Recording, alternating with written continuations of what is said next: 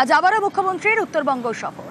আজই হাসিমারা পৌঁছে জলদাপাড়ায় মুখ্যমন্ত্রী সেখানে রাত্রিবাস এবং আজ রিভিউ মিটিং করবেন মুখ্যমন্ত্রী মমতা বন্দ্যোপাধ্যায়। বিধ্বস্ত উত্তরবঙ্গে আজ ফের মুখ্যমন্ত্রী উত্তরবঙ্গের বিপর্যয় নিয়ে জলদাপাড়ায় রিভিউ বৈঠক। আলিপুরদুয়ারের জলদাপাড়ায় নীলপাড় রেঞ্জ ফরেস্ট কমিউনিটি হলে বৈঠক। কথা বলবো, আবির ঘোষাল প্রতিনিধি রয়েছেন সঙ্গে। এই বৈঠকে আবির কারা কারা উপস্থিত থাকছেন এবং কোন কোন বিষয়গুলো রিভিউড হবে?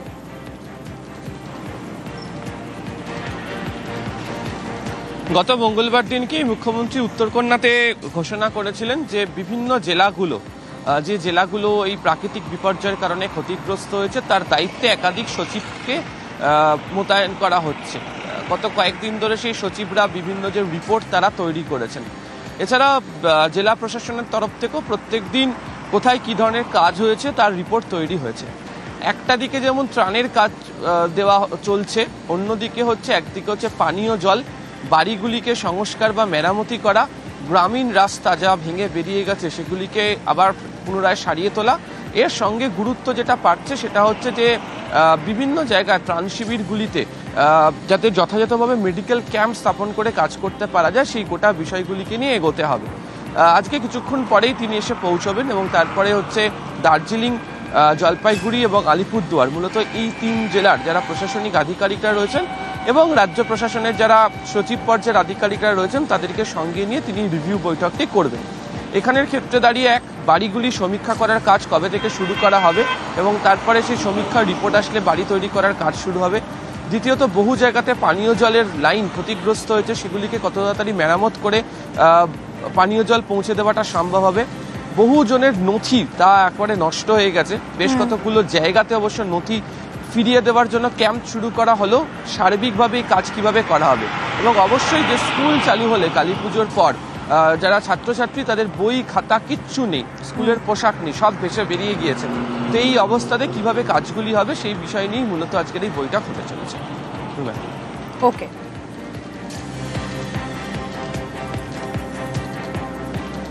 এবার আরো বেশ কিছু ছবি দেখাবো যেখানে প্লাবনে মুছে গিয়েছে ভিটেমাটি। তাদের এখন ঠাঁই বলতে ত্রাণ শিবির। জল ঢাকার আর নদীর জলে এভাবেই প্লাবিত হয়ে যায় গোটা এলাকা। জলপাইগুড়ির খাটোর বাড়ির ঘটনা। ত্রাণ শিবিরই এখন তাদের একমাত্র ঠাঁই। ধুয়ে মুছে গিয়েছে সঞ্চয় সবকিছু, তাও ভিটেতে ফিরতে চান দুর্গত।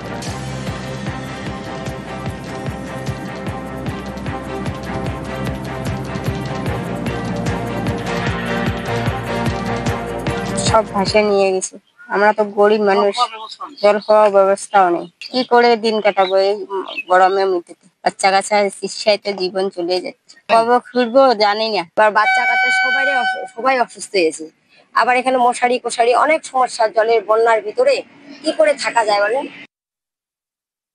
আমরা অলরেডি আবেদন করেছি ওনাদের কাছে যত দ্রুত সম্ভব, কারণ ক্লিনিং করতে পলি পড়ে গেছে, সেটা করতে একটু সময় লাগছে। আমাদের সিভিল ডিফেন্সের ছেলেরা, পুলিশের তরফ থেকেও বিভিন্ন টিম লেবার এনগেজ করা আছে, যাতে যত সম্ভব ঘর ঠিক করে ওদের ঘরে পাঠানো যায় সেই চেষ্টা আমরা করছি। মাটিতে মিশেছে গোটা বাড়ি, চারপাশে ছড়িয়ে ছিটিয়ে রয়েছে ধ্বংসের চিহ্ন। বিপর্যস্ত ময়নাগুড়ির হরির ভিটা গ্রাম। বর্ষার বাংলা আবাস যোজনার বাড়িও মাটিতে মিশে গিয়েছে। সব হারিয়ে এখন শুধুই হাহাকার। নদী জল বন্যাতে ভাঙ্গাইসা, ভাঙ্গাইসা জল ঢুকে এই পরিস্থিতি। এরকম ভাবে পুরো ভেঙে হেলে গেল। হ্যাঁ, হেলে গেল। যে দারুণ তুকে মারতে তো। কি কি ছিল ঘরে? ঘরে অনেক কিছু ছিল, ওগুলা যাই হোক টুকটাক ভাই করা হয়েছে। এর পরে নিজের বাড়ি দেখে নিজের কি ভয় লাগছে? হ্যাঁ, ভয় লাগছে। কেন এই বাড়ি যেভাবে হাইলারিছে, কোন সময় বাড়ি ভাঙ্গা পরে আর কোনো ঠিক নেই। সরকার দিচ্ছে তখন ভেঙে যাওয়া আমি কি কান্না, রাস্তা পুরো কান্না করছি। বাড়িটা ডিগি হয়ে গেছে, ছেলেটা প্রতিবন্ধী, আমার কোনো উপায় নাই, বুড়ো বুড়ি কাজ করতে পারি না। হরির ভিটা, এবং সেখানে এই বিপর্যয়ের পর একটি বাড়ি যাকে দেখতে বহু দূর থেকে মানুষ ছুটে আসছেন।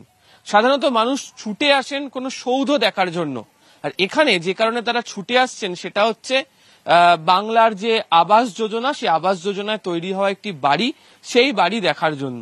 কেন বলছি? বাড়ির চেহারা দেখলেই বুঝতে পারবেন। একেবারে ভিত থেকে বাড়ি ভেঙে বেরিয়ে গিয়েছে এবং ওই পিসার হেলানো মিনারের মতো এই বাড়িও কার্যত হেলানো বাড়ির চেহারায় এই মুহূর্তে নিয়েছে।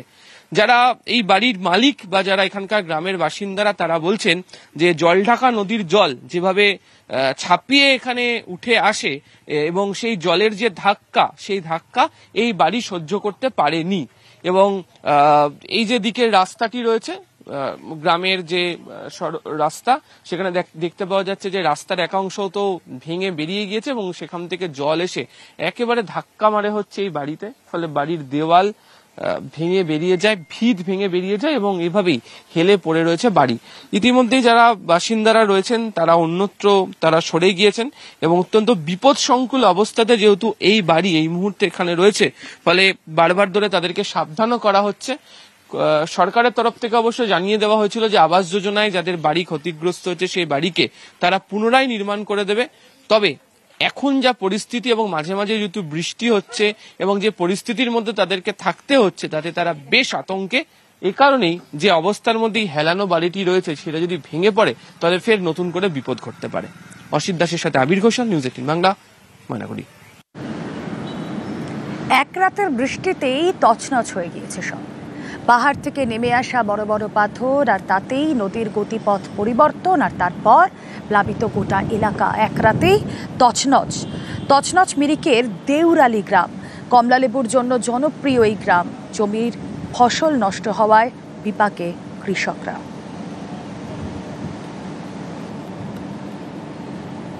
हम लोगों का मूल सोर्स ऑफ इनकम ये एग्रीकल्चर है। खेती में हम लोग का ऑरेंज सबसे ज्यादा होता है, उसके बाद आता है इलायची और उसके बाद अदरक। समय के अनुसार जो भी फसल होता है जैसे बीन्स, ये साग सब्जी जो भी होता है सब ऑर्गेनिक।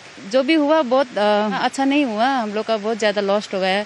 सब जन यहाँ पे खेती बाड़ी करके उसी से हम लोग का गुजारा होता है। तो हम लोग अभी ये सब नजारा देख के हम लोग कैसे गुजारा करेंगे। एक रातेर प्रबल बृष्टि, তাতেই লন্ডভন্ড কমলা বাগান। দেশ বিদেশে মিরিকের এই দেউরালি গ্রামের কমলালেবু বরাবরই কিন্তু বিখ্যাত। সেই কমলা বাগান একেবারে ধুয়ে মুছে সাফ হয়ে গেছে। এই আমার বাপ পাশে বাজারে খোলা নদী, সে তার গতিপথ পরিবর্তন করে ঢুকে পড়ে এই কমলা বাগানে। বড় বড় বোল্ডার উগড়ে পড়ে পাহাড় থেকে, আর তাতেই ধুয়ে মুছে সাফ হয়ে যায় একের পর এক কমলা গাছ। বড় সড়ো আর্থিক ক্ষতির মুখে দেউরালি গ্রামের এই কমলা চাষিরা।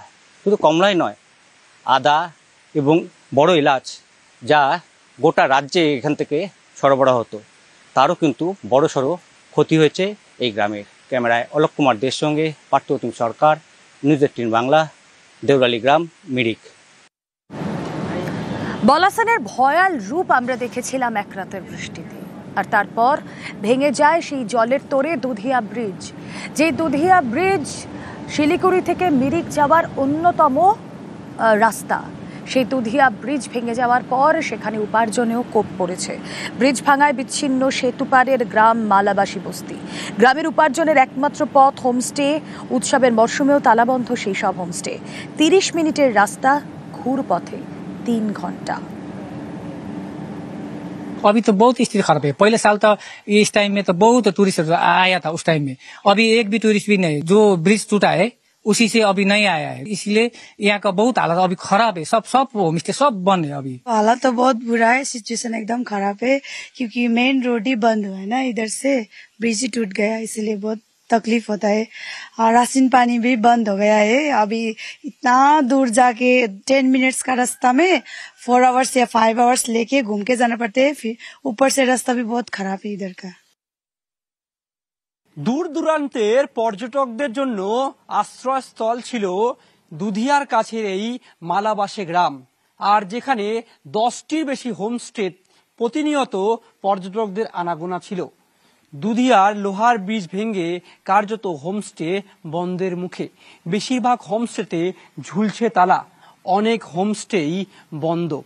কবে স্বাভাবিক হবে এই পরিস্থিতি, সেদিকেই তাকিয়ে রয়েছেন এখানকার বাসিন্দারা।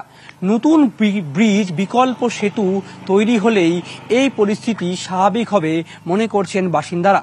দুধিয়া থেকে ক্যামেরায় সঞ্জয় মণ্ডলের সঙ্গে বিশ্বজিৎ মিশ্র, নিউজ 18 বাংলা।